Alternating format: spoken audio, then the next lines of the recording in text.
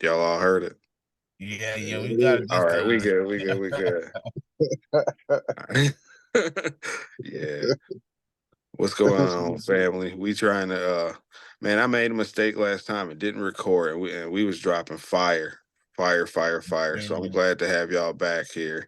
I've been busy this last month, so I just really ain't been able to have a chance to kind of get back on here, but everything lines up the way it's supposed to. So I got me, brother Gene. I got my boy Michael Bell and my boy Chaos here. I go back with these dudes years, met on social media, and kind of built a friendship from there. Man, I thought I had Jen on the text. I don't think I did. I'm gonna see if I can hit him up. I know he stay busy usually, but if not, we'll get him on the next one for sure. yeah, he stay our GM, that man stay on the go. But he might be, you never know. Time and Yeah, opportunity permit. might just send him a text here or an Hey, I email. want to Let's say see. this before we get started. Neither one of you watched the Netflix series Three Body Problem, right? Nope. Man, I gave up on Netflix when they got the $20. Ah, man, we'll find you a bootleg something. Check I out watch three. it. I'll check it out on Fire Stick. Check out Three Body Problem. Um, it's up there with Dark. Okay. It's only first season, 8 episodes, but it deals with a lot of. I'll be honest. I was watching in one of those series in one of the episodes. They showed this. It was a freighter, and they I don't want to drop no I don't want spoilers, but they destroyed this freighter in the Panama Canal, and I ain't gonna lie, my mind instantly went to the Francis Scott Key Bridge in what's Baltimore. that? Baltimore, you know, and other little things like that. I mean, that's like some real surface level shit. But if you watch it, I guarantee you'll be like, yeah, this that shit right here. It just it deals Mhm. with uh time, your relationship with deity, and how I use a Bible quote where it says in the Bible that His ways are not our ways, and our ways are not His XYZ. His thoughts are not our thoughts, and so they're dealing with a lot of metaphysical concepts. It's all dealing with astronomy, physics, and geometry. So I think Mhm. you two would definitely get a whole lot out of it. I kind of binged it. Of course, when you binge, you fall asleep here and there. So I'm gonna Yeah. double back on it, but it's worth watching. Definitely worth watching. Yeah, I have to check it out. I got a jailbroken Fire Stick. I just have to look it up and just watch each episode, but I'll check it out for sure. I know they got some fire shit on Netflix right now. I just was like, fuck this. I remember when that shit was $7. I Come just on, couldn't man. justify that shit. Like, man, it's Come about a on. bitch. Nah, hey, I just recently found out that I was paying for two separate Netflix accounts. Oh my god. Man, I was Yeah. like, oh hell no. Yeah, it's just it's expensive as fuck with that shit. It's like having an old cable bill and shit, trying to stream a bunch of platforms and shit. So Yeah, yeah, yeah. And they figured it out that we was getting over watching them movies and stuff, because it used to be, you could just go on and just watch, and the way Netflix has it now, uh they gauge your preferences, so you don't even see everything they have available. You kind of got to start watching like random shit just for the algorithm to switch up, because Netflix has they have an algorithm that says, oh, he only likes sci-fi and westerns. So you'll go on and won't see shit other than sci-fi and westerns. yeah, for sure. It's a lot of weird shit with that bridge, man. I was watching it. It happened at like 2 in the morning, so I woke up. It was all over my timeline with everything, and you know that was a unique like circumstance. They were saying that the boat lost power, then it didn't lose power. All I saw was when that motherfucker hit the pillar, bro. It was like a bunch of golf balls going down the table, and I saw all those like cars and So shit yeah. going into the water. And I was like, man, that's just fucked up. My grandmother's people's from Maryland, so I've been on that bridge as a kid, and I was like, damn, you'd be that quick, and the motherfucker just be Mhm. gone. You know what I'm saying? That quick. It's just random as fuck. Just on your way, minding your own motherfucking business. The next thing you know, shit just happened. The world's doing some crazy shit right now, bro. Some crazy motherfucking shit. I got all these motherfuckers from work going down to Ohio for the eclipse here next week, talking about Oh it's gonna be yeah, the yo, the, hey, the peak and the darkest part. And I got one motherfucker telling me he about to get powers and shit. I'm like, all right, good luck to you, bro. I mean, yeah, wrap some copper around your feet and dig a hole. Do what you're gonna do. But I tell you, the world is doing some different shit right now, man. A lot of people thinking this bitch about to end.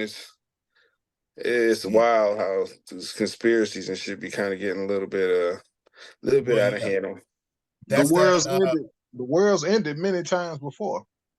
Come on, many times. And see, what Many people don't times. realize, what people don't realize with this Western mindset, you got people to say, "I never stepped foot in church," but you were still raised in a Judeo-Christian nation. So people Yeah. get to talking about, you get the same people say they never been to church, but they quote the Bible like they misquote the Bible like a motherfucker, right? Because Oh they yeah. don't even understand it. I was watching some stuff the other day on TikTok, I think, and somebody was talking about the eclipse and the plague of locusts that they were talking about, because there's a cicada, cicadas, which are basically crickets. There's a Hmm. infestation of cicadas like in the Midwest somewhere, and they was Yeah. I throwing seen Yeah, but all of that's these just like biblical. every 11 years, every 13 years or some Come shit. on, man.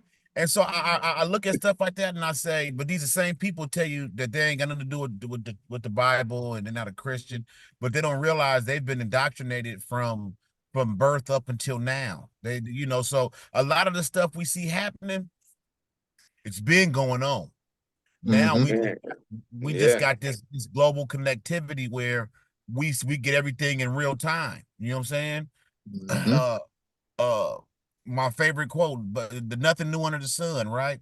That's really a kabbalistic saying. The sun on the tree of life is Tiferet. There's nothing new beneath Tiferet. The only hotness, the only new hot shit, the only things fresh off the presses is gonna be Tiferet above. That's gonna be Saturn, Jupiter. You know what I'm saying? Yeah. Everything Hmm. below Tiferet in the manifest world, that shit is on a tight loop. It's on a tight loop. So it's nothing. It's just for experience and knowledge and to grow from. But yeah, ain't nothing new going on, man. Shoot, like you said, you could be on the bridge on your way home half woke, and then you're gonna pop up and look around and be like, damn, I'm in the astro. You know what I'm saying? I'm not in Right, my my body no. dream. Yeah, yeah, yeah. And man, I just noticed that maybe it's just here in Michigan, but man, I've noticed over the last couple of years, the Christians are weirdos, bro. They just are some weirdos, man. I work with this cat, and he's a heavy Christian, and he's so weird about shit. He'll walk up and be like, "Man, I just read the whole Bible on my phone. I feel energized. I feel amazing." I'd be like, "Okay, cool. What has that done for you?" Well, the word of God, man, made sure that I woke up this morning. The word of God made sure that I made it to work safely. I'm like, have you ever thought of maybe you set your alarm, or like, maybe you the one that made the turns and shit going back and forth to work this morning? See, No, no, it was the energy of Christ. It was the energy of Christ. This motherfucker, man, is so fucking weird. he But was And see, he was, that was what's pure that? ego. That was pure ego. It You was see, because pure ego. he read it. If he did read the entire Bible and he made it past the first page without having one single question, he got problems reading. yep, yep, Guaranteed he does, because I fuck with this dude Ego. all the fucking time. And I said to him, I says, okay, because he knows that I'm really ain't no Christian, and she's always trying to convert me. He's younger than me. He's like 25, 26, military boy. And he's like, how can you not think that the Lord is the greatest thing? Just imagine. I'm like, Oh, I'll bro, tell you, I'll become a Christian if you can answer me this one question, bro. what you When asking? God said, let there be light, who was he talking to? And I just Check this walk out. away. Check this out. Ask him this. What was the light that he made on the first day? Ooh, Yep. I should. Yeah. He made 2 lights on the first day, right? Yeah. Yep. What did he do on the third day? He ain't gonna know that shit. He made 2 more lights, Yep. a greater Okay. light and a lesser light. Then he made the firmament. He didn't make the fucking sky till the third day. So what was this light on the first day? Right. Yeah, I will ask him that shit. Yeah, I will, man, because like I said, he's different, bro. He's real different, and he is an ego trip. So his church, they're so extreme with their Christianity, and there's a lot of young people running it. They got what they call a security team. And he was like, I got a Masonic tattoo on my hand. We wouldn't even let you in my church. I'm like, I would never go to your church, bro. You don't understand. Like, I stand guard with my sidearm on my hip at the entrance of the church. I'm like, what the fuck? Is your church like a militia or some shit? Yeah. Everybody in this church is able to have firearms on them and shit. I'm like, what the fuck are y'all? We're getting ready for when the world ends. I'm like, all right, I'm done. I'm not go down there and cut this pipe, bro. Yeah. But a lot of Christians are weirdos, bro. And he ain't the only one I work with that's that weird. But I'm like, if you're telling me that this is you being Jesus like, then you're not even getting the word that was intended to get. Because I know some Christians that ain't bad people. I mean, it's just their belief is to each his own. But it And that's the makes me thing. wonder. They was never supposed to understand it anyway. Mm-hmm. You know what Not in I'm this saying? lifetime. Not in They this was lifetime. never, yeah, especially from where they was getting it from. You're not supposed to understand it if you just a common Christian. Now You Right. know what I'm saying? you know what Because too? Go you ahead. don't get what's that, fam? No, go ahead. Go ahead. I was gonna say because you don't get to a point to where until you dealing with priests and popes and shit like that that you even aware of a lot of the shit that we dealing with. Yeah. Yeah, You know what I'm saying? definitely. You got to be a certain level in that hierarchy, and just sitting in them pews ain't gonna be it.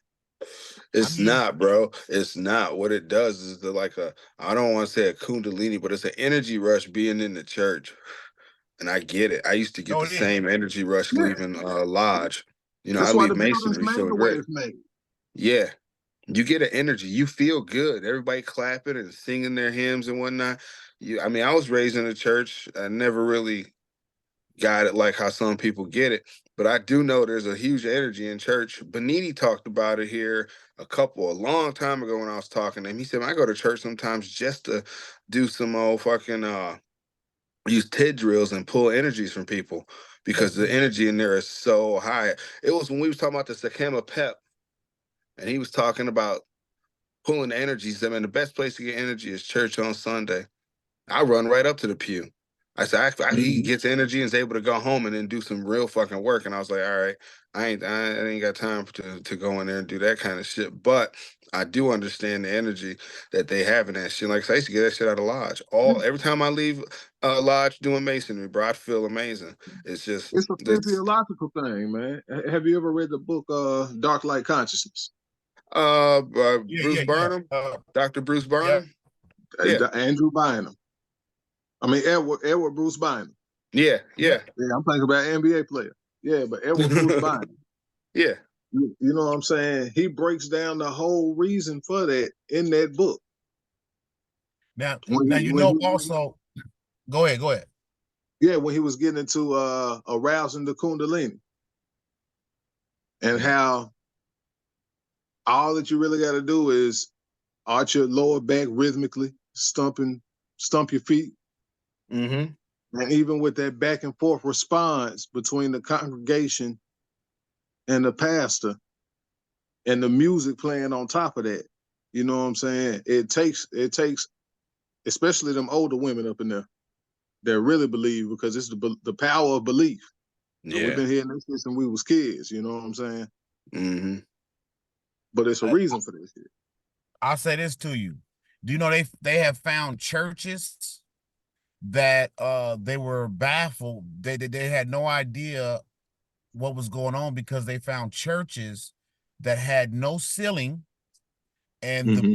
the pews were like bathtubs, and they Mm-hmm. found like salt rings around tubs. And so they were trying to figure out, like, it's built like a church. It has all the iconography of a church, but there's no ceiling and there's like salt rings. So what they found out was, man, at one point, churches were astral projecting together because the water with the salt was like creating like a linked Sensory charge. deprivation or something like that, or Not sensory deprivation. Just imagine like a bunch of batteries linked together, powering one thing. So with the pastor preaching, they all in these tubs, they all linked in this water. They were projecting together. See, so the and most likely, let's keep it real, some psilocybin, some kind of something was involved also, right? You can believe they drunk something or ate something, but they were projecting together. It's like you guys, I know you guys watched Stranger Things. Remember in the first season of Stranger Things when Eleven was trying to go back to the upside down, they put her in the bathtub with salt and shit. And so these it's like it's like um I can't think of the word conducivity conduction. conductor. It's so you're linked through this water and the salt. Most likely there was copper involved. The same energy we talk about you raising, but just imagine like when we talk about the dream or astral projecting, we're all going individually, but imagine going in a group. So there is some higher shit going on, but now they got it to where if we know we can go and harvest some energy, then you know what those in the know are doing. You know what I'm saying? But Yeah. it used to be that everybody was in the know and you knew what you was going to do. You knew what you was going to church for. But I mean, it's like this though. I Hey, sincerely believe that's why you only see those Catholics in the old Tartarian churches. You don't see no Baptists up yeah, in them motherfuckers. yeah, you're Yeah, right. that's You're true. right about Absolutely. that. Yeah. You're right about that. So it's that we like to say so much has been lost that people don't know, but we just in a certain age. You know what I'm saying? We creeping into Aquarius. We slide into Aquarius, which is, the water bear. It's gonna be an age of knowing. So Mm-hmm. what would be the purpose of an age of knowing if everybody already knew? You know what I'm saying? So Yeah. Mm-hmm. for a lot of people, they're gonna slide into Aquarius completely not knowing. They're going to go in needing to know, needing to find out, because right now it's just there's so much sensory overload, and that's like on purpose. The Yeah, age of information came right before the age of Aquarius. So right now, everybody can be a knower. And we see this now with the proliferation I always say in Malcolm X days, back in them days, they had social media. Everybody say social media is new, but they had it. You just walk down Harlem and it would be 10 dozen people standing on milk cartons dropping on their feed, right? And you stop and Yeah. listen at this feed, and you scroll down. You didn't scroll, you strolled down the street to the next feed. It was the same thing, just low tech. Matter of fact, this was actually in that show I watched about the three body problem. A dude created a human abacus, a human computer.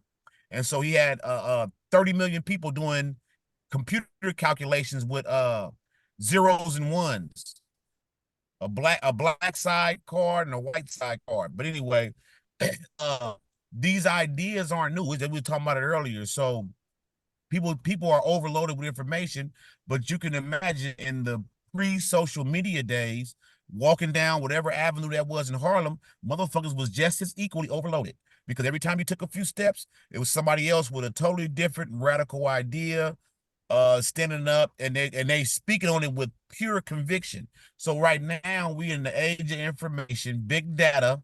They're collecting so much information on everybody, and it's sensory overload, and shit.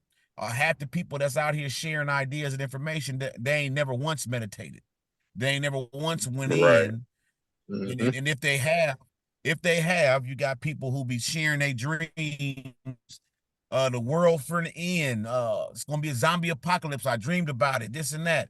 And some people can't differentiate between a personal message and a message you can share, because even in the messages you share, really is still your download.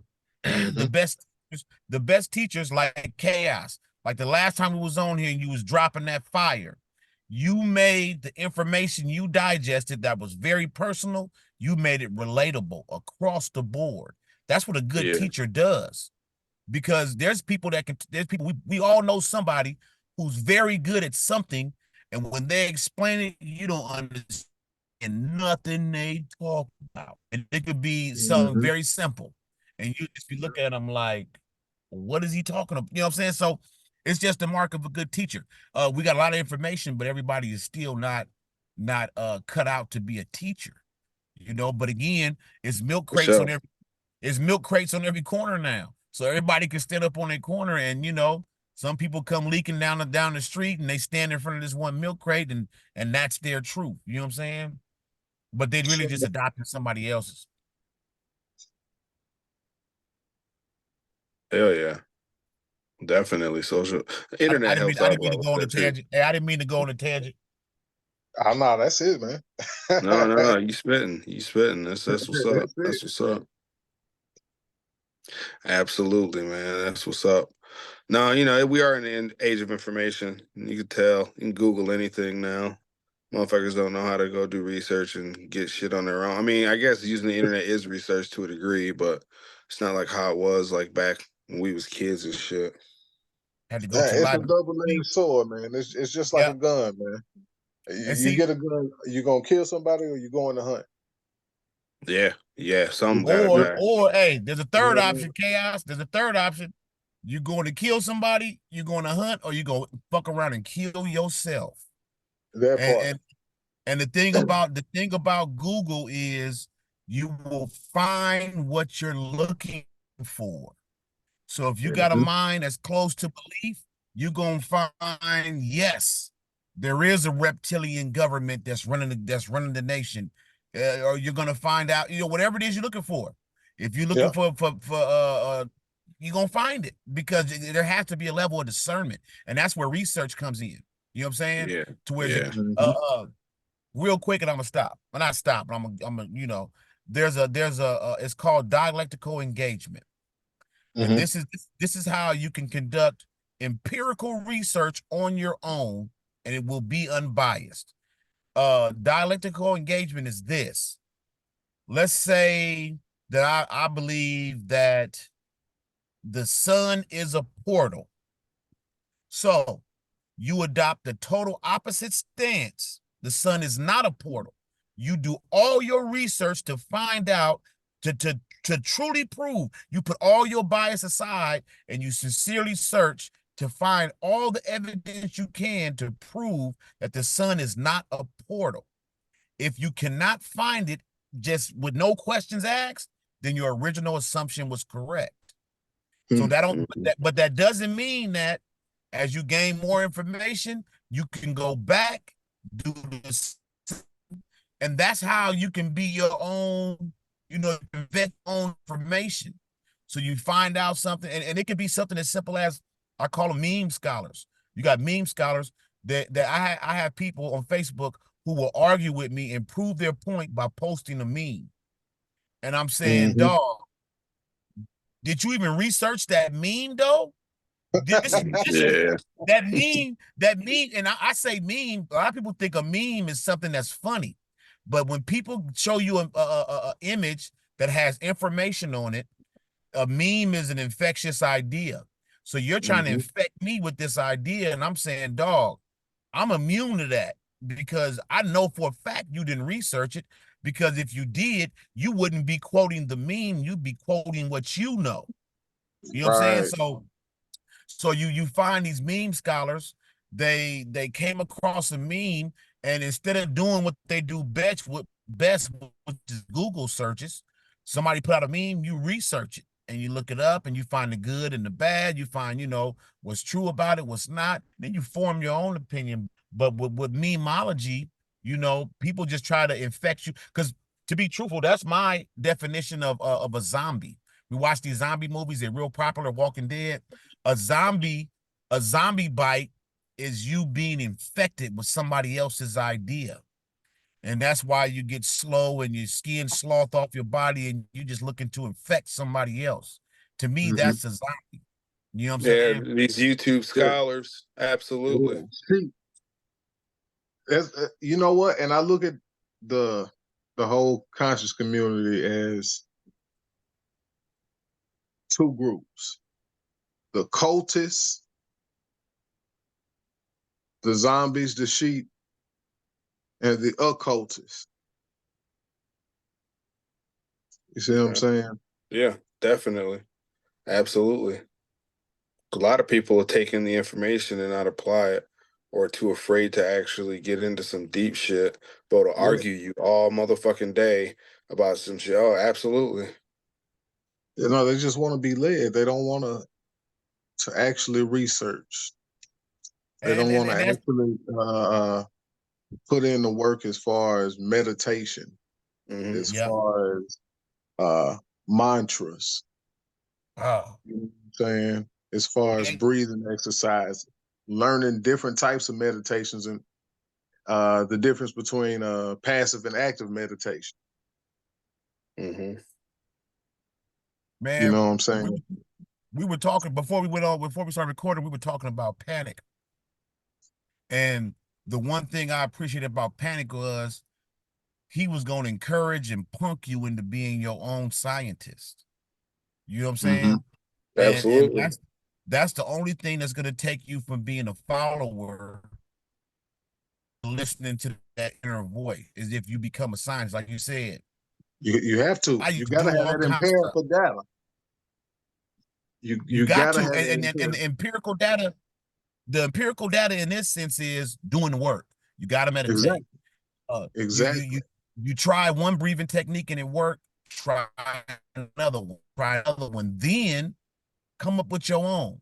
When you Hmm. mentioned mantras, Gene, when you were saying when we were talking about what the topic should be, I was literally going to say mantras and creating your own mantras, and you know because uh I look at mantras because I started off with the uh uh my favorite one, Om Gan Ganapataye Namaha. That was the first one I started with.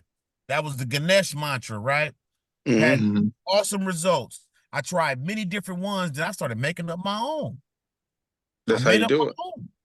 And you'll find out that it's not some of these are ancient and they unlock they you know all of these have vibrational tones to them.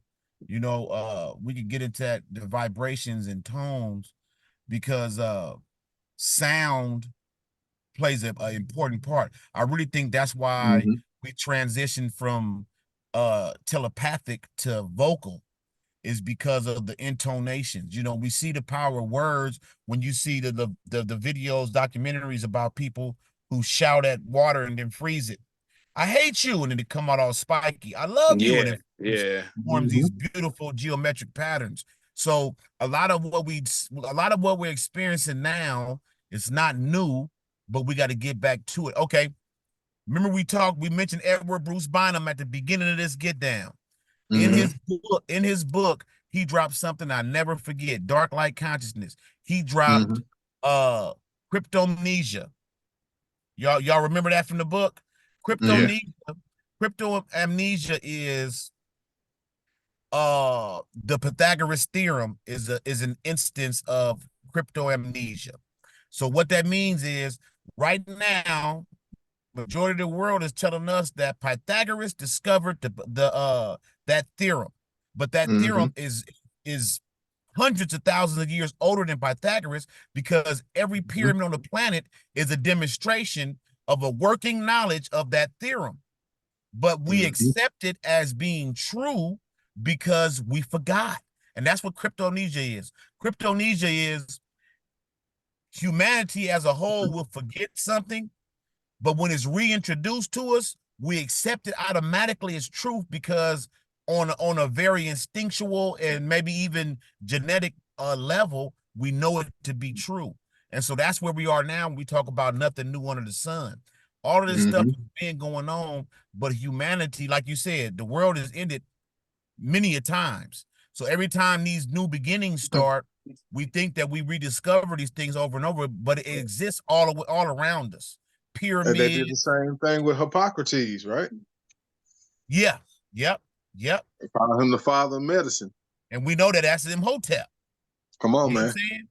On the Mhm. pyramid walls, Imhotep had scalpels. Man, you know, this man was using penicillin. Man, now this is what I'm gonna say. We haven't found any microscopes in Egypt, but they knew exactly how many semen a man ejaculates, and it's in the tens of millions. I think every man in his prime is ejaculating like 30 million semen, right? There's Mhm. a image on the wall of one of the pyramids, and all them dots add up to 30 million, right? So I say to myself that it's possible to get that number in meditation. It is very possible. But then who's to say that they didn't have a form of technology that was biodegradable? Because we find the Baghdad batteries, which lets us know that Egypt was lit up like Vegas, right?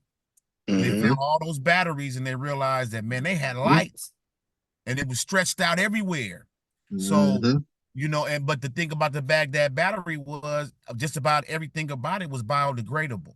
It was in a clay. It was shaped like a little grenade, a clay grenade, copper wire, lemon juice. Lemon juice inside of it. Yeah.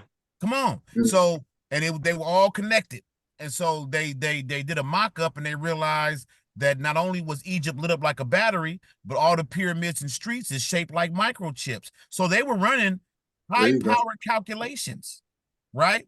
Now you figured to a primal people probably seemed like magic, but they were really just scientists, and they had a proven method, and they was working it. So a lot of this stuff, man, we look at it, and so those who don't know, I really believe that I use the term new souls, but they're really not new souls.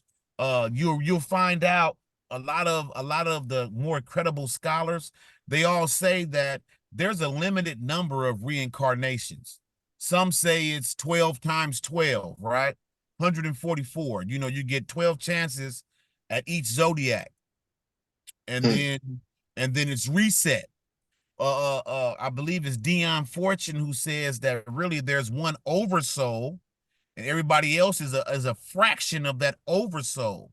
So after so many times of trying and not getting it right, that soul goes up, gets scrubbed clean, and it comes back. And these are the people who are standing outside of churches with guns, talking about you couldn't come in if you got a tattoo. And I call them new souls, but they're not new. They're kind of like refurbished souls, right?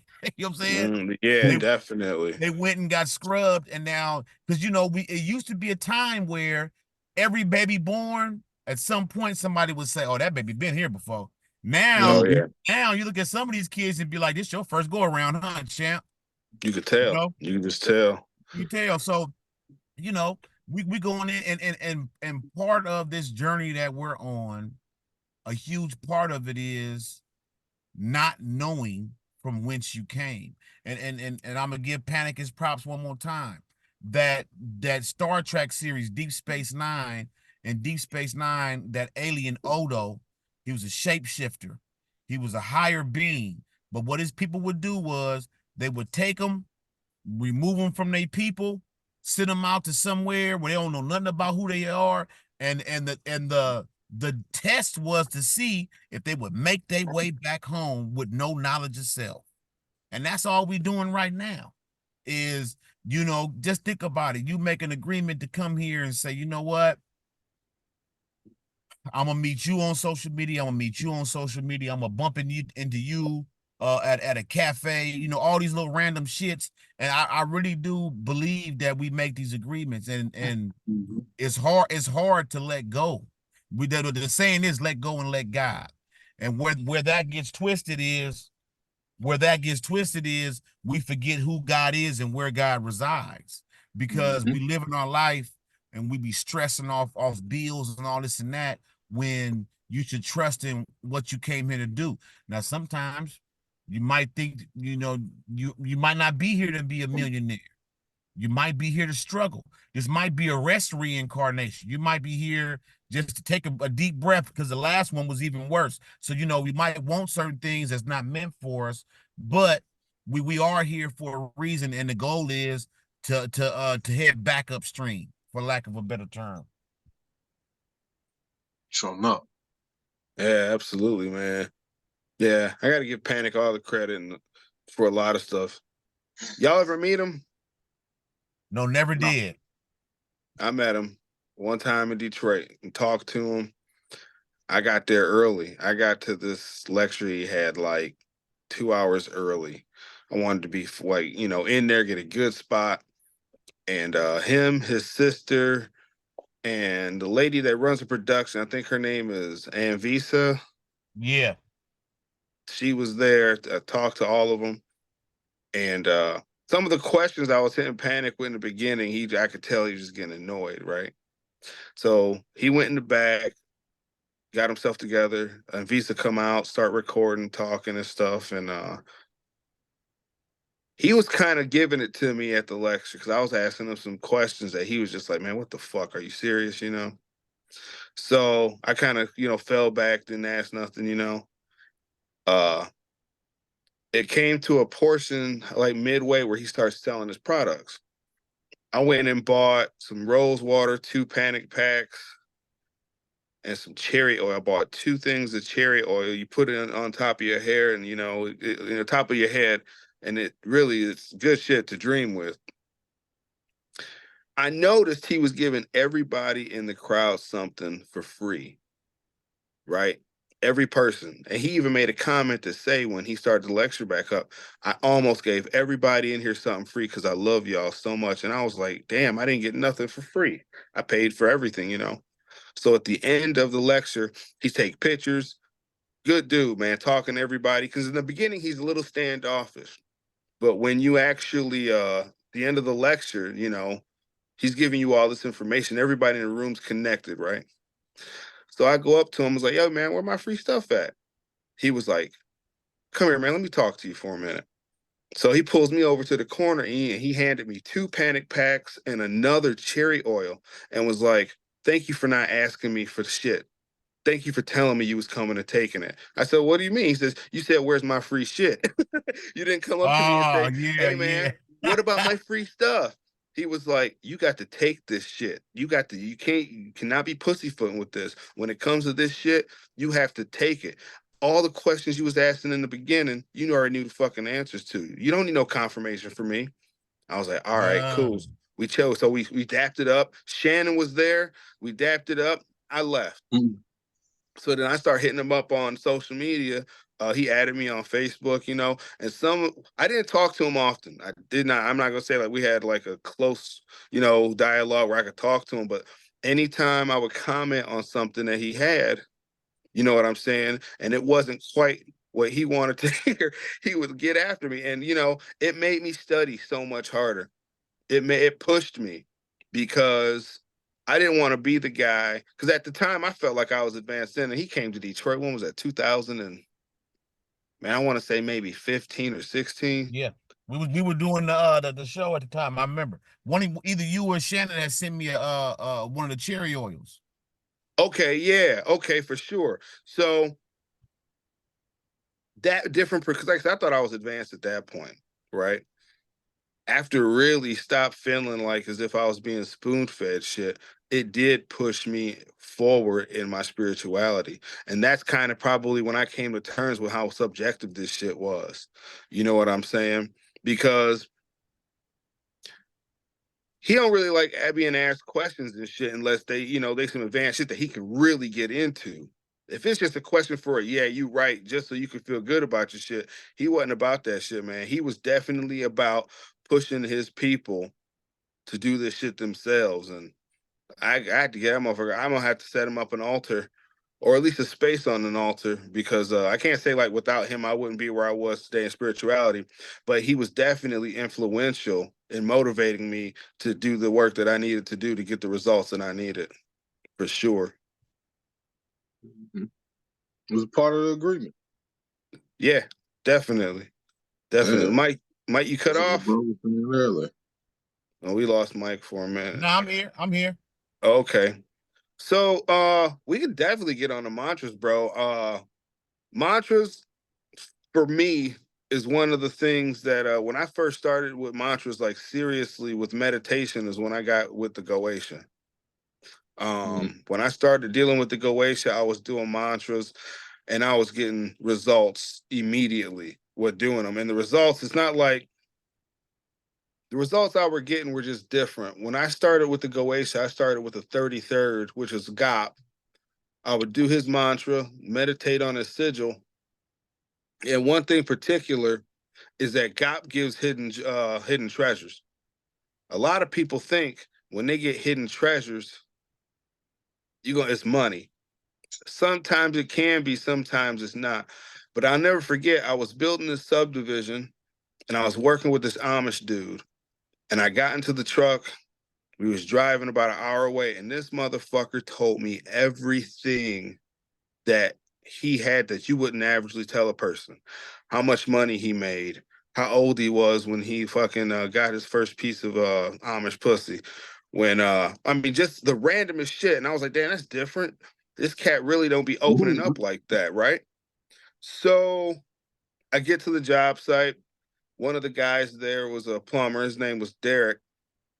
And he starts telling me how much money he makes every day and how much, and I'm just like, what the fuck? Every person I ran into that, for the most part, people who I fucked with see on a daily basis, was telling me how much money they made and telling me some like personal shit. Like, man, that's a lot of information. So I didn't really think much about it until later when I started reading the what's the name of that book from it's the one with all the Goetia sigils in it. Keys of Solomon. Yeah. Lesser Keys of Solomon.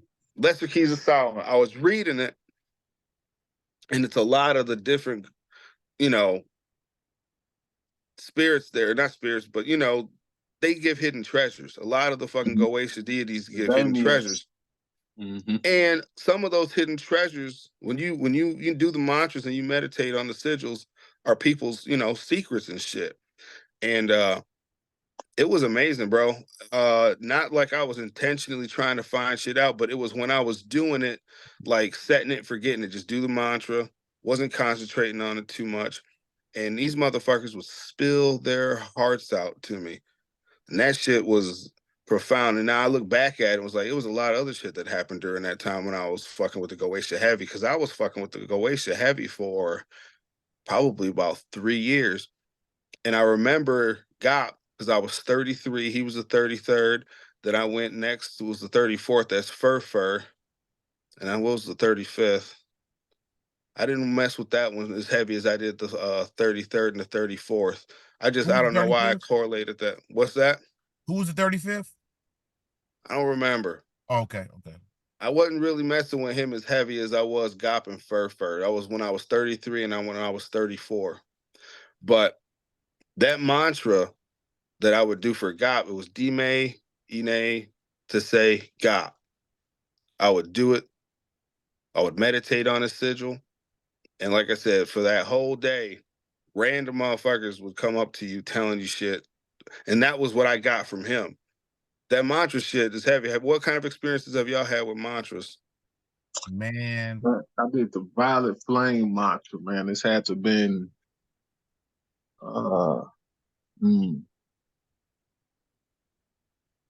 like 10 years ago, 11 years ago. It was like 2012. And I had this one experience. So I had the crib to myself. Family had went out of town. This was winter solstice. Okay. Every winter solstice, for 3 days, from the 22nd to the 25th, I do a fast. All right. I boost up my meditations. This particular year, I was working with the Violet Flame mantra. So I do the mantra and I go outside and I sit on the porch. I close my eyes and I do some sun gazing. All right. This is on the 25th when the sun starts coming back up, right? Mm-hmm. So I do this and I'm sitting there sun gazing with my eyes closed for about 10 minutes. I open my eyes and for at least like 45 seconds, which seemed like a fucking lifetime, everything was fucking purple. No. That's what's dope. Oh Dope. man. Though Yeah. I share this with y'all. Gene, you had put me up on Gop and Fur. I did all that. Matter of fact, I had got so deep with my Gop and Fur. I used them in tandem that I got so deep with it that at the time I was working nights at the refinery, and I had this little like a copper or it was like a brass skull fit in the palm of my hand, and I would carry it to work, and I would talk to it. I would sit it up somewhere I could look at it. Every chance I got, I would talk to it. I would do the mantras and stuff, and I had amazing results. What I realized was that, especially with the Goetia have the explanation of what each Goetia does is very vague, and that's for a reason, because you will get what you, I won't even say expect, you will get your definition of that function. Like for you, it was people telling them secrets. You know what I'm saying? So the point of what I want to get to is I went from that because, like you said, this was when you gave me Guy Up and Fur. It was way before the pandemic. Oh, So definitely. Yeah. so I'm thinking like 17, 16. Yeah. So maybe even like you said, 15, but I knew it was around there. So being a scientist, I advanced it, started making my own mantras, and uh I went for myself, I went a radical step further. Now we all know Bobby and Panic talk about fuck humanity, whoop, discover your inner deity. So what I did first, I think you might remember this, Gene. I spent a whole year where I dove into the Bible. And I mean, I Yeah. listened to gospel every day. Jesus Walks by Kanye was my theme song. I would read the Bible. I would be at work searching out for them ultra Christians to talk the word with them, right? And that's the Hmm. only way. That's the only way this really works. You got to throw yourself into your experiment. I got so many I got so many benefits from that I transitioned to a stage I'm at now. And actually, I'm gonna be honest, it's actually harder because I told myself that I wanted to discover the divinity in being human, right? And so I came to that conclusion because I realized what we were just talking about. Every male that ejaculates, 30 million semen spill out. So if you look at that on a very practical or mundane level, 30 souls are racing for a chance to incarnate. And so I forget how I got to this point, but I realized that there is something special about being human, or none of us would be here. It wouldn't be 8 billion people on the planet if there wasn't something divine about this human experience. So, long story short, I challenged myself to go 2 years uh just to dive into the human experience, to Mm. to to not so much deny my inner divinity, but to truly just be human. You know what I'm saying? But not Hmm. human on a mundane level, but on a higher spiritual level. And so I'll be honest, I have wanted to quit so many times, but I told myself if I could do a year in the Bible, I could do 2 years doing this. And so the only way I was able to cope, I started to make up personal mantras. And so these personal mantras would be something like, I have everything that I need right now, my divine mind. And so I would work out. I can't think of any off top right now, because after a point, especially when you make up your own mantra, if you say it enough, it becomes background noise. It dissolves into, for lack of a better terminology, now I won't even say lack, it dissolves into your genetic makeup, because I was talking earlier about tones and vibrations. So when you repeat certain mantras, and I just say for anybody listening, when you make up a mantra, it has to be in the present. There can't be any negative, like some people I know make up mantras like, I won't be broke anymore. Won't is a negative contraction. The subconscious mind does not recognize negative anything.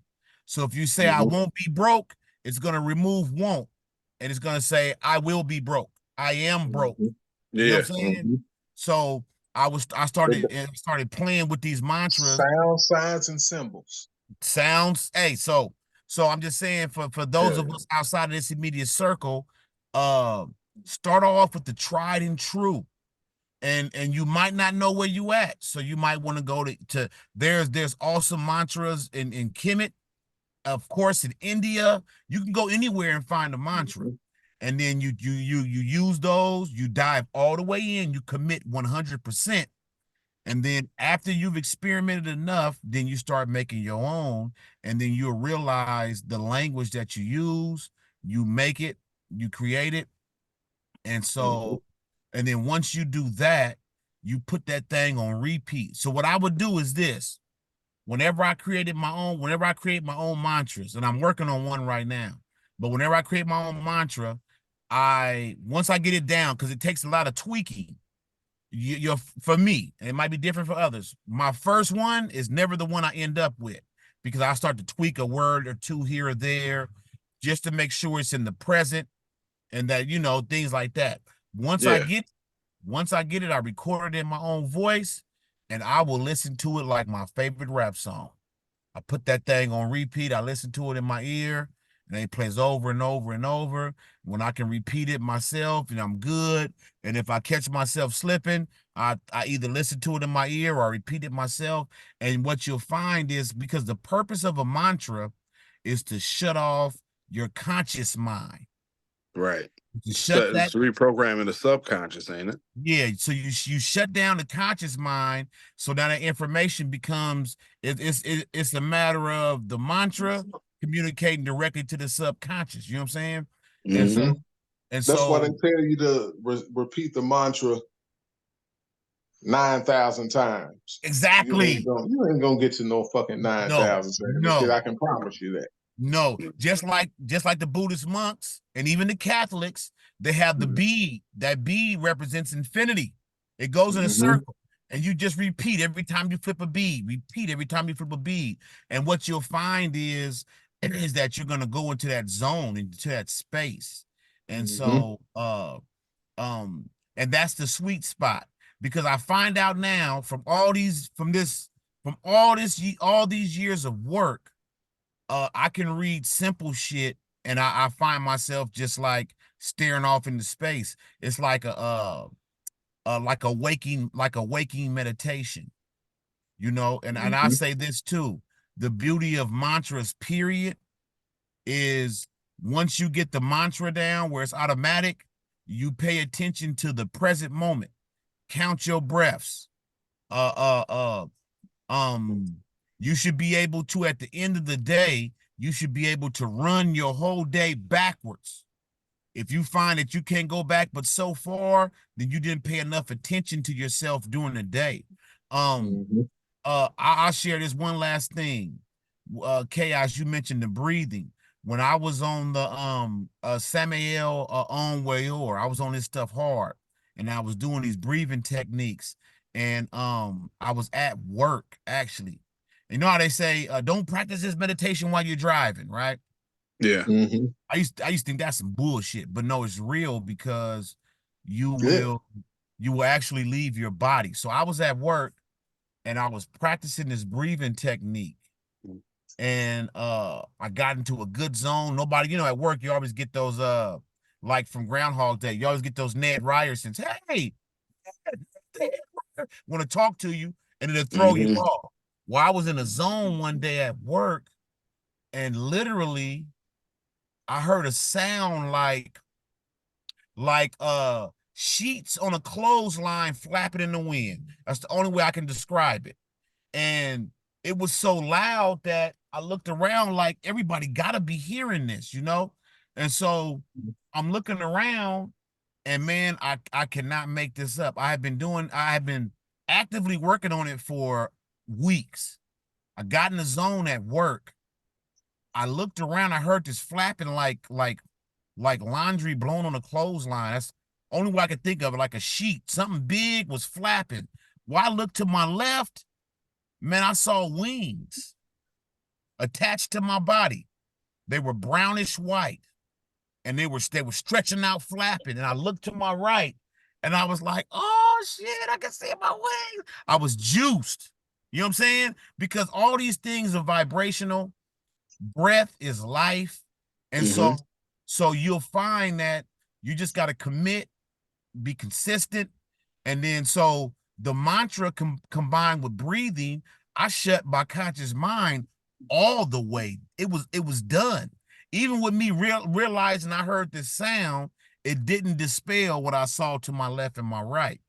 And so I'm just saying that to share and say that there are benefits. And then to say that I'm not saying that everybody's going to look and see their wings, right? But what I'm saying is everybody's going to have their own unique experience that's going to be very similar. But the reason why I mentioned spending a year in the Bible, right now, I'm 1 year into, well, not even a year. I'm close to a year committing to saying I'm going to experience and appreciate the divinity of being human. When you commit, you can commit for a day, you can commit for a month, but the longer you commit, the better your results. Because as a scientist and you're looking for empirical data, Mm-hmm. uh, you're not gonna stop at after your first 3 experiments. You know, there's scientists that'll tell you they're on experiment number 1723B, right? They've run it that many times. And so you keep running it against the data. So the benefit comes from doing honest empirical research, being very honest with yourself, and then finding ways to commit. And now I'm not saying everybody got to do a year or 2 years. It don't got to be the Bible. Don't got to be exploring humanity. But you want to find something, you commit to it, and then within that commitment, you do everything possible while you stand on that track. And I've just found that in every phase, mantras and breathing, they not only go hand in hand, but they take you to the next level. They take Mm-hmm. you to the next level, Mm-hmm. man. I also experiment with making up my own meditations, and I kind of got that from Phil Cooper's Magician. Mm-hmm. And in the Magician, he says how you should create your own sanctum sanctorum, and you should take some time getting there. And once you're in meditation, once you get there, you got a routine you go through. But I understood immediately that all you're really doing is allowing your conscious mind to fall back and you deep in the subconscious. So I started making up my own meditations. And I'll tell you this one that I did about 2 years ago that actually, and I was embarrassed initially to tell people this, but now I'm not. So I was playing with, because I'm working on the workbook to my book. And so I said to myself, I want to come with some new hot shit, right? I don't want to come with just regurgitating the same. Even though it's a workbook to help explain the first, I still want to drop something in here that's unique. So I was experimenting with Kabbalistic meditations. Mm-hmm. And I'm a Mason. So I was playing with this. I say playing, but I was experimenting. I'm a scientist. I don't play. So I was experimenting with this Yeah. meditation and Kabbalah, and I was throwing in some Masonic stuff just to see what results I got. And again, you can't do it just once. You kind of got to keep doing it. So I would get to work an hour early on purpose so I could meditate for an hour.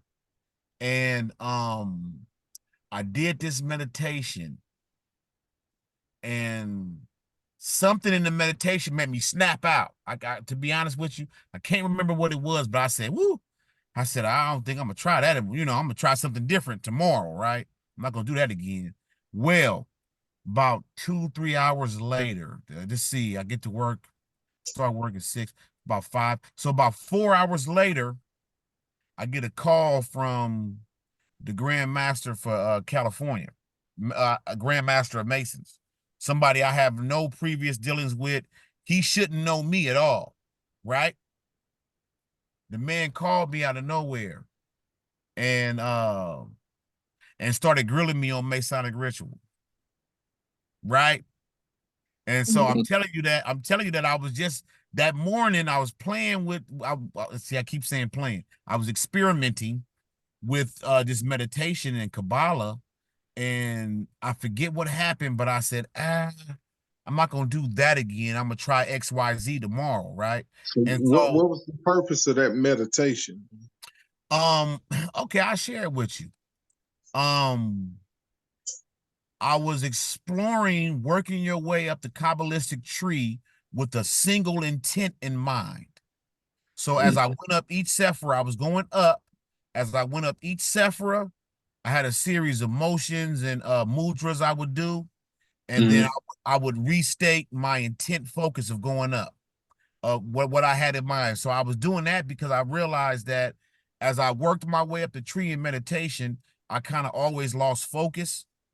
So I fixed one thought in mind, and as I went up to each Sephira, I would do these motions and mudras, and I would repeat my intention. And so again, I was tweaking it like every 2 or 3 days or so, depending on results. Especially if I made it all the way to the top of the tree and I didn't perceive what I thought would be results.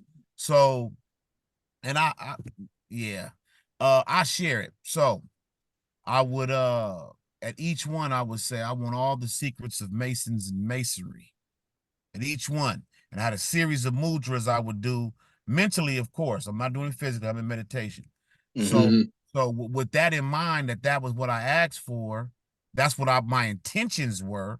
Because again, my book is dealing on masonry and chakra system. I wanted some hot shit that I could put in my book. Well, what happened was Grandmaster of the state of California called me and said, let's go round for round, buddy. Let's see what you know. And so when it happened, I didn't initially connect it to that meditation that morning. I was more so just like, why is this dude calling me? You know what I'm saying? This is weird. You know what I'm saying? And I'm like, yeah, I shouldn't be on dude radar. You know what I'm saying? And so maybe 15 minutes into the conversation, I said, oh, this is that meditation and that mantra I was working on. Because this was like day 3 of doing it, and I could never make it to the top. And so that's why I kind of said, like, maybe this is it, right? And so I had to realize, I had to recognize that, let me start over. Let me, because sometimes you can invoke or even evoke energies. And okay, I'll put it this way.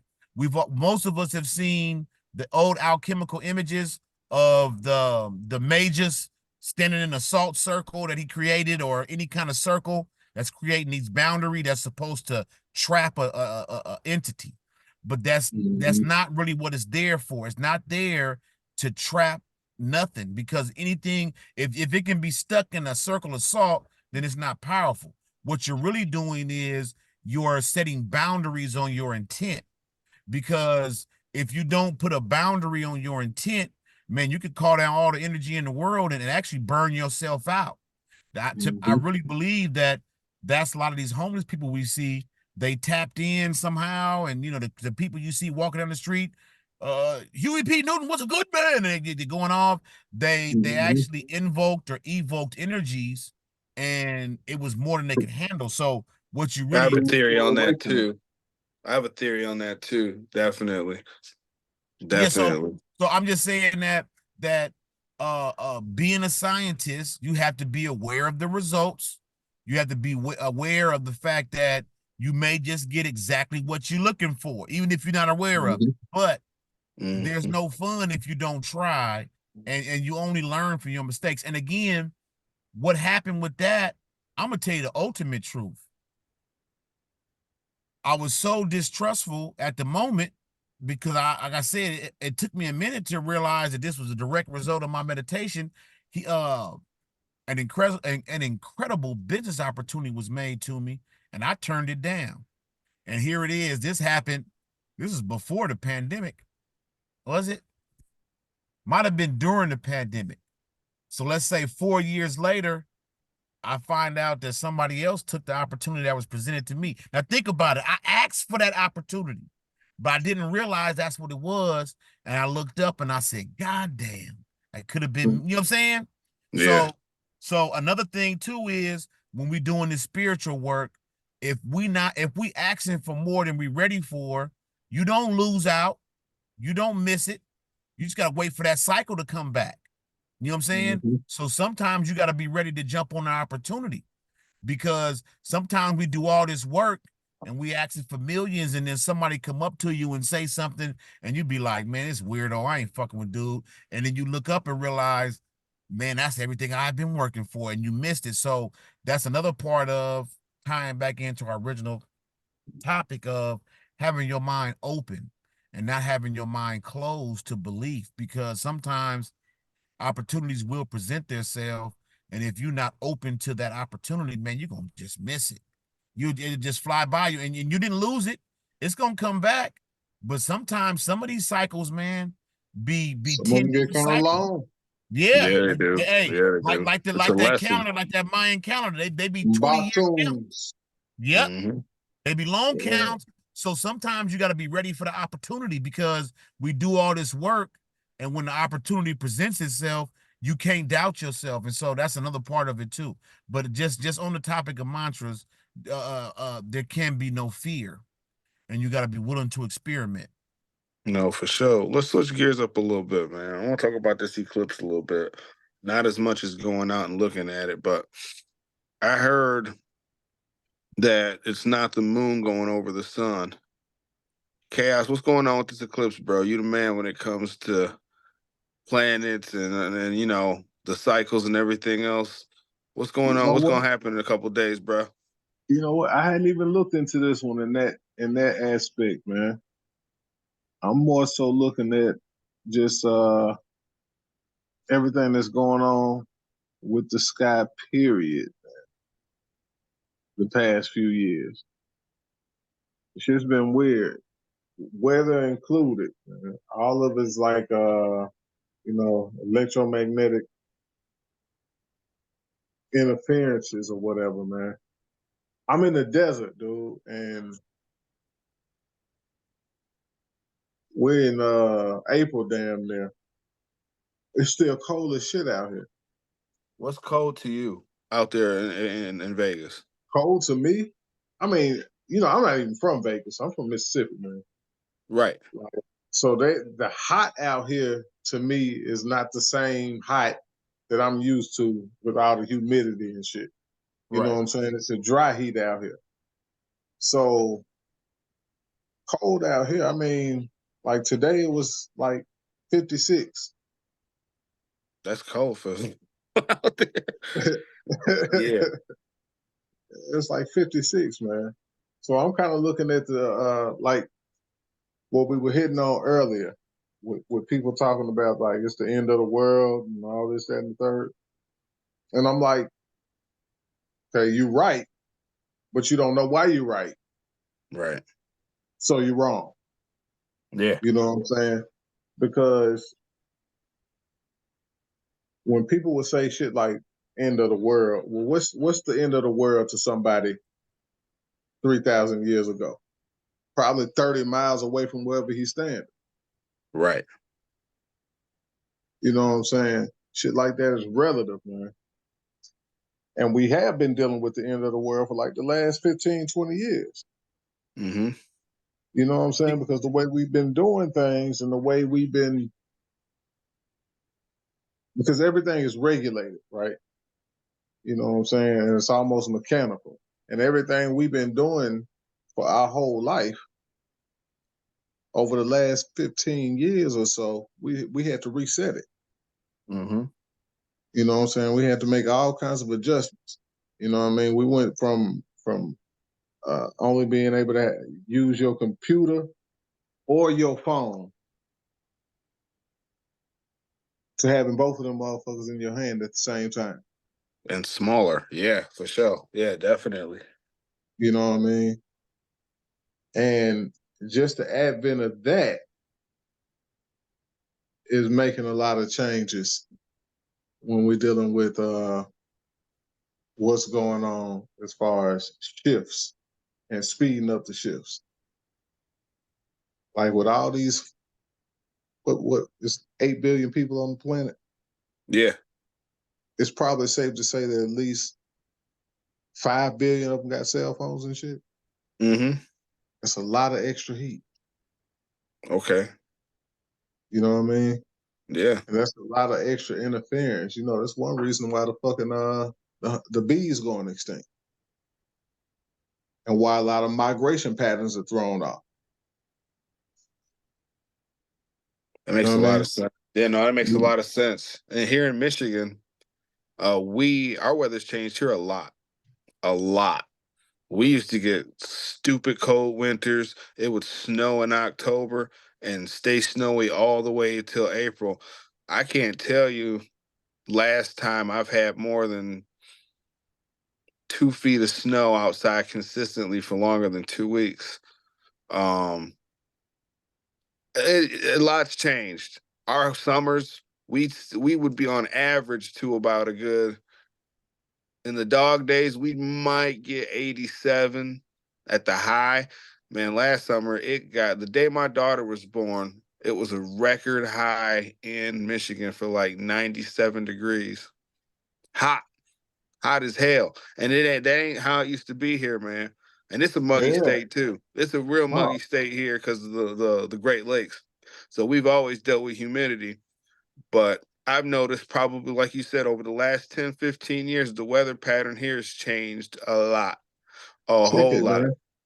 You know, it never used to snow in the South, man. Over the last 15 years, I'm not gonna say 15 years, since like 2013, it's been snowing in the South almost every winter. Yeah. That shit never fucking happens. See, hey, I share something with y'all on this topic. We talk about shifts.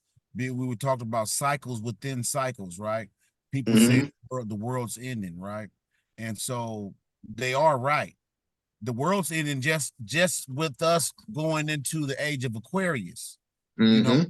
ending of an age always signals the end of the world, right? And people Yeah. don't realize that really it's the end of a certain type of consciousness. You know what I'm saying? Mm-hmm. Because I sincerely believe that we're actually like in the golden age of a bronze era. So Yeah, you see a lot of we on stupidity, the a lot of upswing. brilliance. We just came We're on from the the upswing. bottom on the upswing because we're coming out of the Piscean age, age of Pisces. Yep. One thing you got to deal with when you're dealing with Pisces, Pisces got two ruling planets. You got Neptune and Jupiter. Mm-hmm. Neptune comes delusions and addictions. You know what I'm saying? Which is why when we were talking about these the internet and social media and all that shit earlier, I said that shit's a double-edged sword, just like the phones and shit. You Yeah. know what I mean? Because on one hand, you can have access to unlimited information that you can use, possibly apply, but you can definitely experiment with it and see what works and what don't work for you. You know what I mean? On the Mm-hmm. other hand, you can be addicted to some of the dumbest shit that you can ever feast your eyes upon. Unlimited Pornhub. You know what I mean? Which is shit that's gonna drain you. Probably 90. You know what I'm saying? 120 million soldiers strong a day, right there. Yep. Hey, listen to me. Hey, but dig this. Hey, dig this. Check out this angle Some though. zombies walking around here. You know Check what out I this mean? angle. Check out this angle though. So we got 8 billion people on the planet, right? Yep. Right now, remember C. Freeman L used to say that your body is gonna demand the fuel that you need to do whatever you need to do. So for some people, that's going to be vegan. So for some people, that's going to be meatitarian, right? For some Yeah. people, it's going to be urine, piss, whatever. So think about this. Let's talk about the earth actually being alive. We got 8 billion people on the planet. Let's look at them as being like neural networks. We got all this Mm-hmm. heat energy, a lot of thought, a lot of energy is being generated, right? With Mm-hmm. all these people on the planet, what comes to my mind is global warming, pollution, things like that. Everybody think it's bad for the earth, but clearly the earth is demanding these things because Yeah. if we Yeah. She's consider crazy. ourselves, hey, and so there's a young brother that's showing you can convert plastic into fuel. Remember, fuel is considered fossil fuel, right? Blood of Mm-hmm. the earth. So what's really going on now is just a reflection of what the earth needs. You know what I'm saying? And in this very moment, this is what the earth needs and requires. This is the fuel required for this planetary sized brain to function. I tell you another thing too, while we talking about, you mentioned the eclipse. I'm gonna go back to that series, Three Body Problem. Three Body Problem goes to it revolves around a hypothetical problem where you have three suns in the same solar system. And so those gravitational pulls, any habitable planet within those three bodies is going to be sucked in all these different directions. So the eclipse is basically three bodies lining up: sun, moon, earth. So the gravitational pull is going to be off the hook. Now we all know that when the gravitational pull get off the hook, that's where we get the term lunatics from, right? From just the moon affecting the body. Mm-hmm. Now the sun is like what, 100 million times bigger than the earth. So you get all these bodies lined up, it's gonna be like a lens. We actually just passed just recently, I want to say in March, all of the planets in the solar system lined up. That was a focal lens also. So a lot of stuff that we think is like madness and craziness, it's like an intense beam is being focused. So when this eclipse happens, we're gonna have these three bodies lined up. And again, the eclipse is not gonna take over. Everybody's not gonna see the eclipse. Only a swath. It's gonna cut through South America and then sections of South America, the southern states of the United States, and then up into the Midwest. Only a swath, but still, for for a brief moment, I'm out here in Oakland where they slap.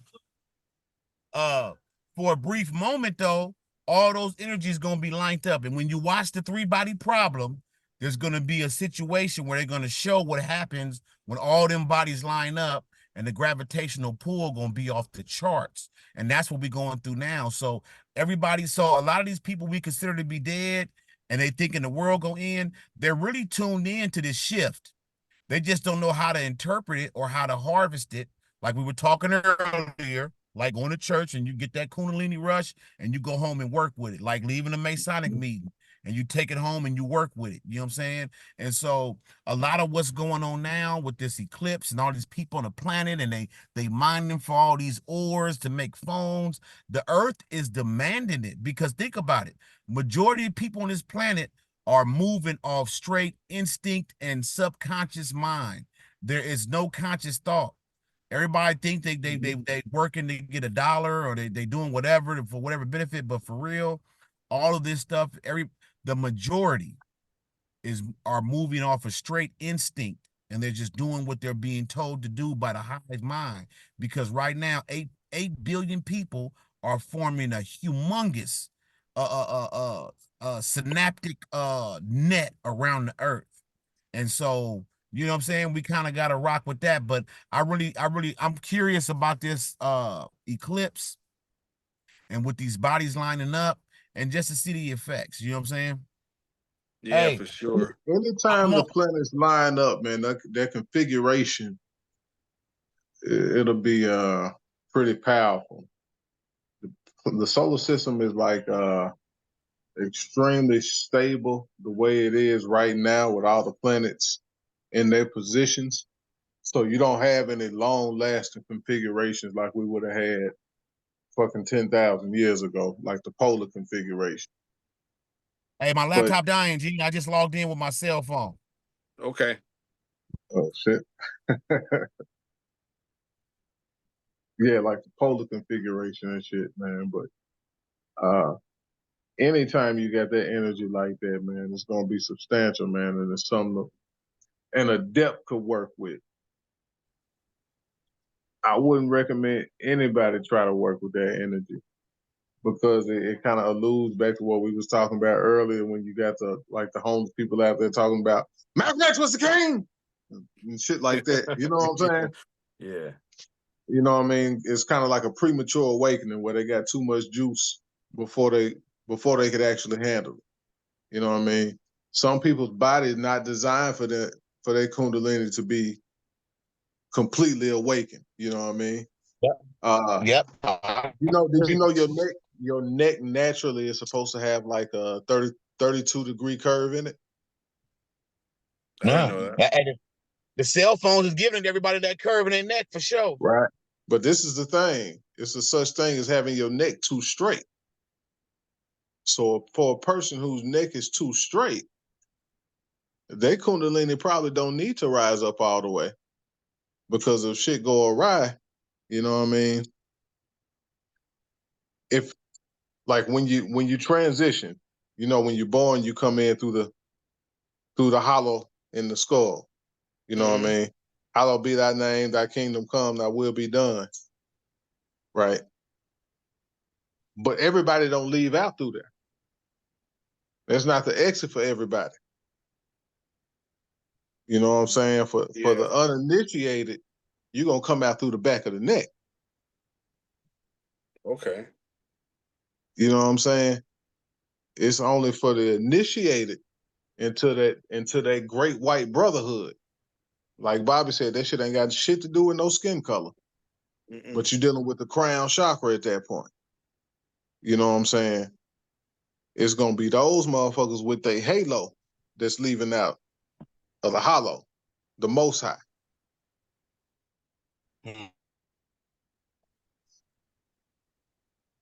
All right, Mike. I like you that. Take it easy. All right, brother. I gotta dip. Gotta pick up my son. Man, it's been a great build. I hate that I gotta dip off, man. I hate that I gotta go. All right, you take it easy, bro. It's All been right, you real, too, fam. man. Hey, keep recording. I want to get the rest of this when I get a chance. You got it. All right, So y'all. no. Be smooth. All right, peace. Later, bro. Peace, bro.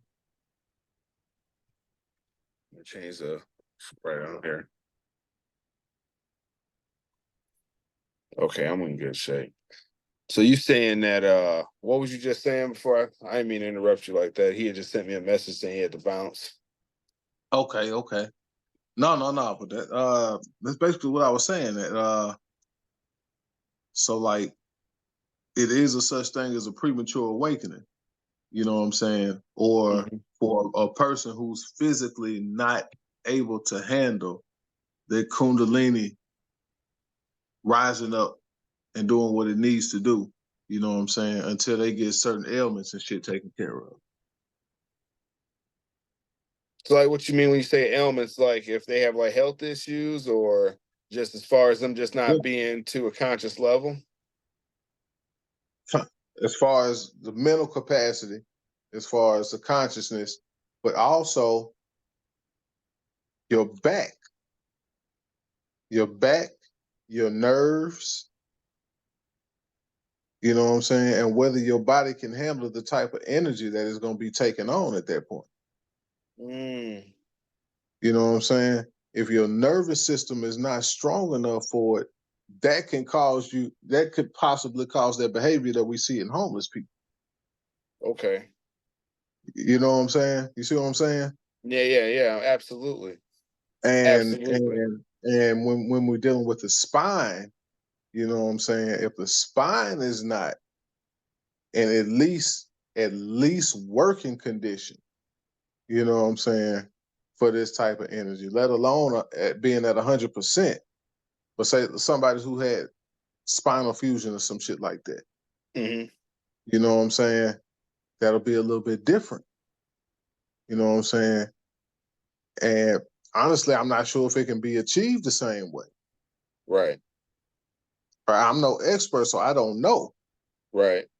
But just from my perspective, you know what I'm saying, it seems like that can jeopardize that whole experience. That's interesting. I don't know. I can't remember where I heard this from. It was a lecture.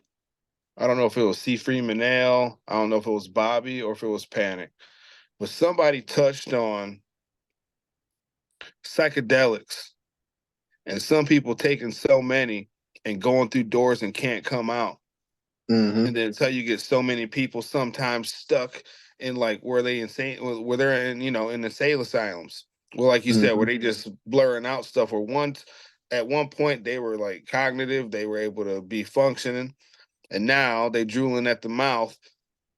For a long time, people thought, well, you know, maybe something happened, maybe, but now it's like after I heard that, it was like, you know, what we're not considering is what if they got into something in their own consciousness while they was, you know, under the influence of one of these psychedelics and got stuck somewhere, so they kind of half Mhm. in and half out. Would be a very real possibility, man. You know, yeah, Yeah, hell yeah. Because you can burn yourself out on it, man. yeah, Like you can literally burn yourself out, man. Especially like within my lifetime, I'm only hearing about microdosing within like the last 10 years. yeah, same. You know what I'm saying?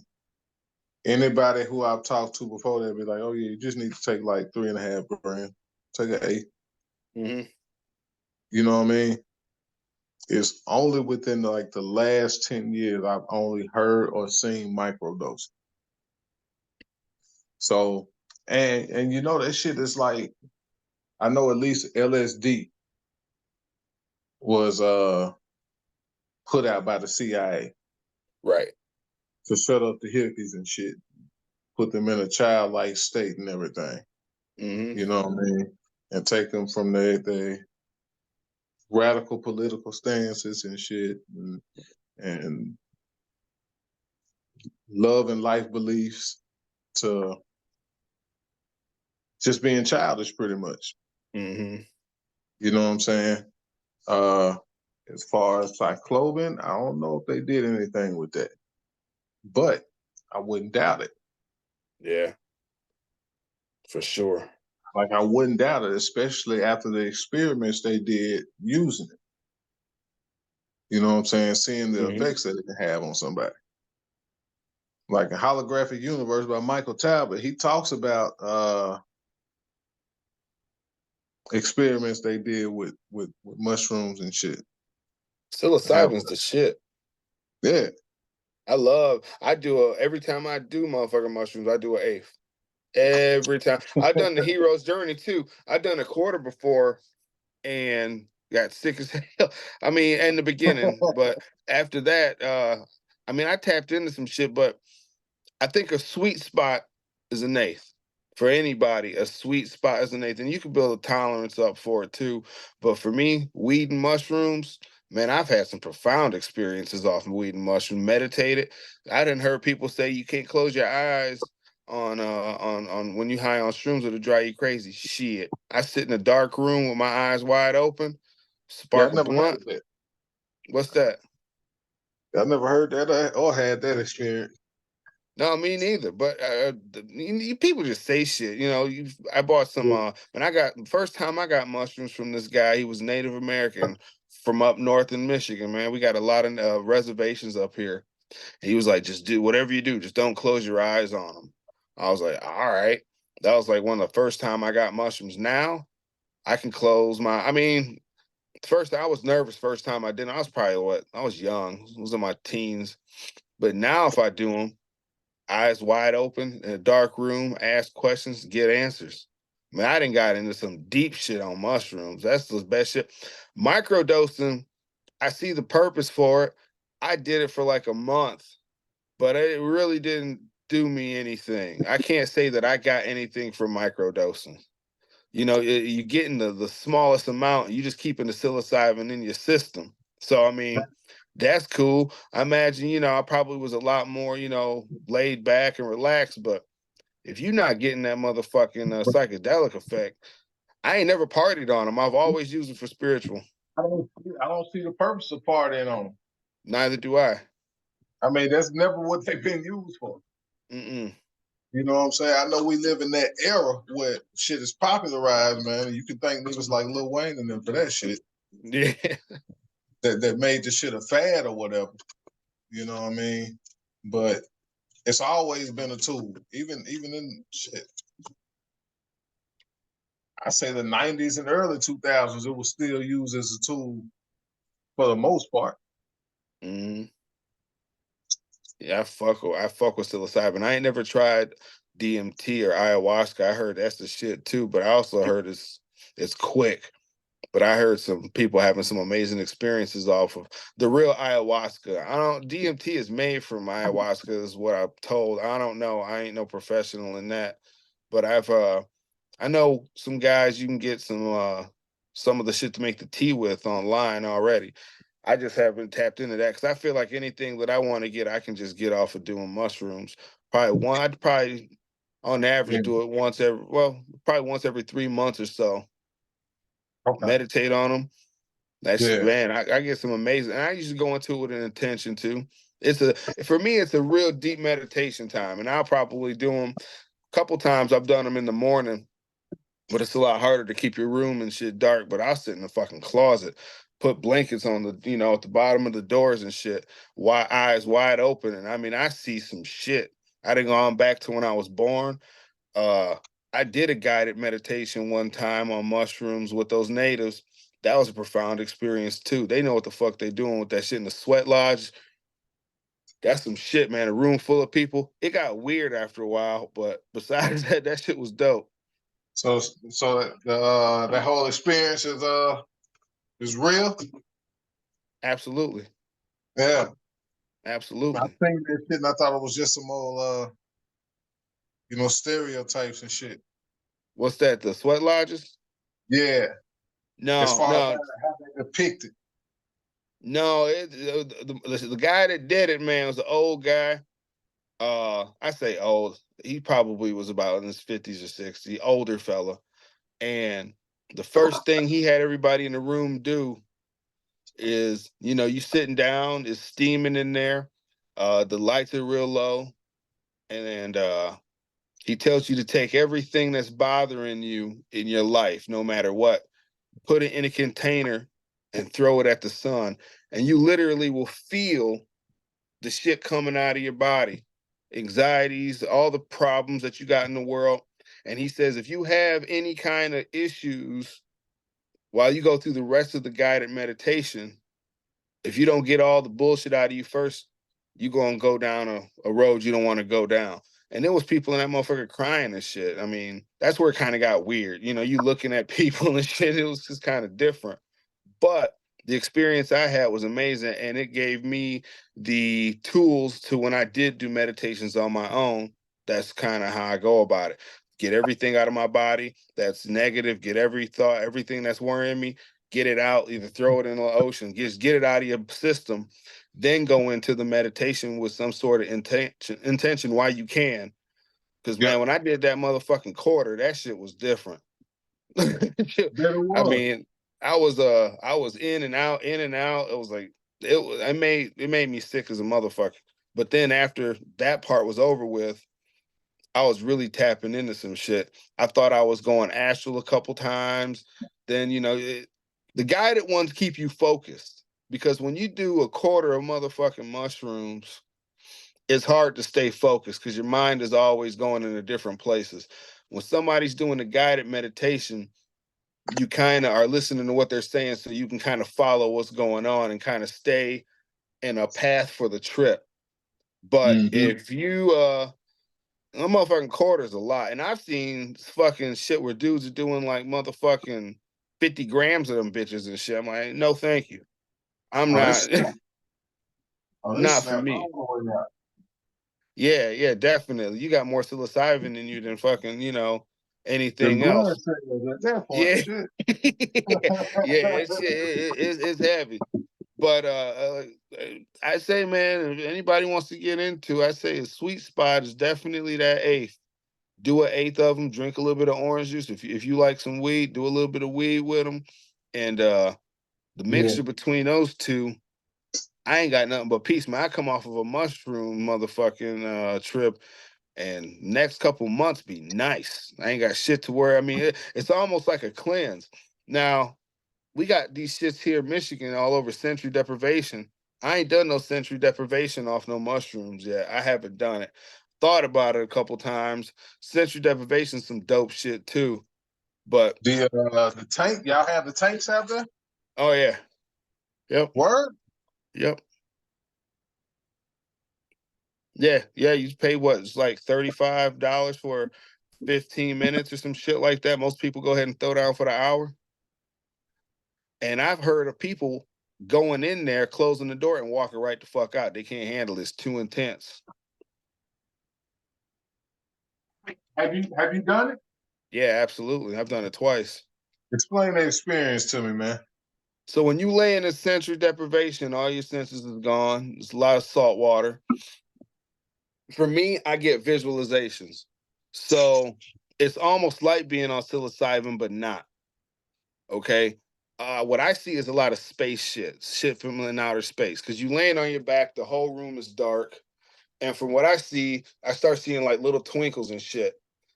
And the more of those like little sparks I see, I kind of get into like and they know you be flying and those shit. You just be in real deep thought. You kind of want to go into that with intention too. A lot of people go into it and just let their mind wander, which ain't nothing wrong with that. It's a form of meditation. But if you go into it with some sort of intention, you really can dig deep into some shit with it too. It's been a minute since I've done it, but sensory deprivation is dope.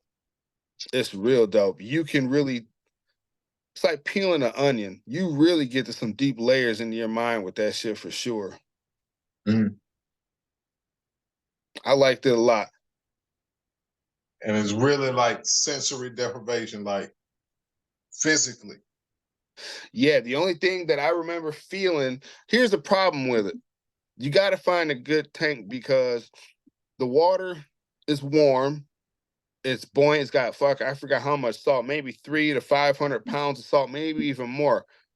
Because I'm like 260 and I'm just laying on that shit and I'm floating at the top. The problem is this: while you're floating, you do get droplets of water because it's humid in there that fall on top of you and shit. So that'll kind of Okay, so take you out. you're not in the water. Oh yeah, you in the water the whole time. Okay, so you already submerged. Yeah. You just floating. So the only thing that kind of sits up is like your face. Gotcha. Your face is above water. But I don't know if it's because you're breathing, because you in there.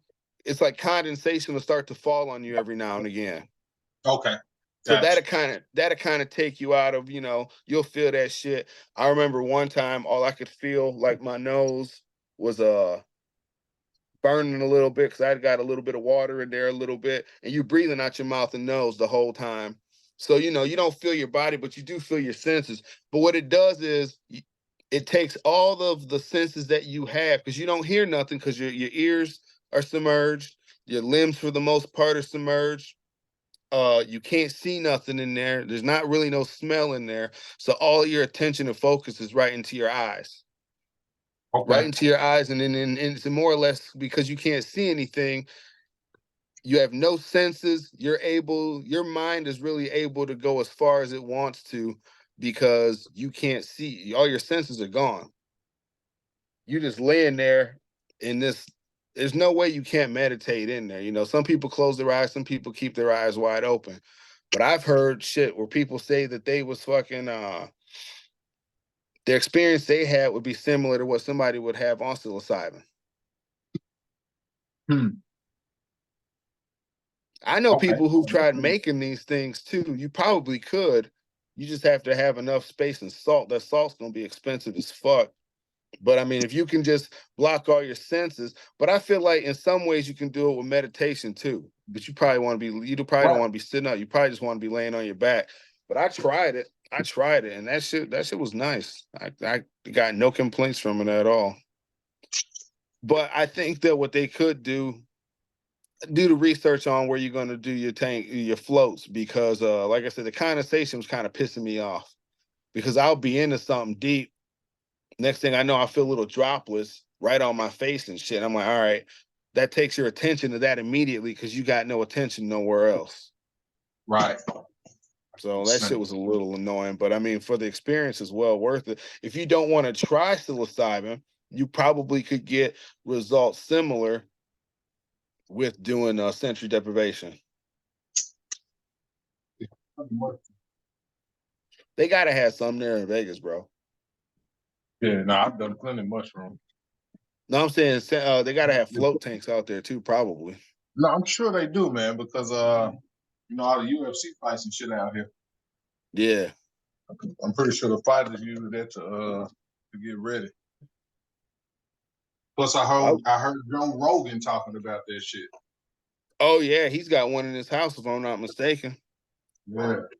That motherfucker gets down. So I'm Definitely. pretty sure it's down here somewhere.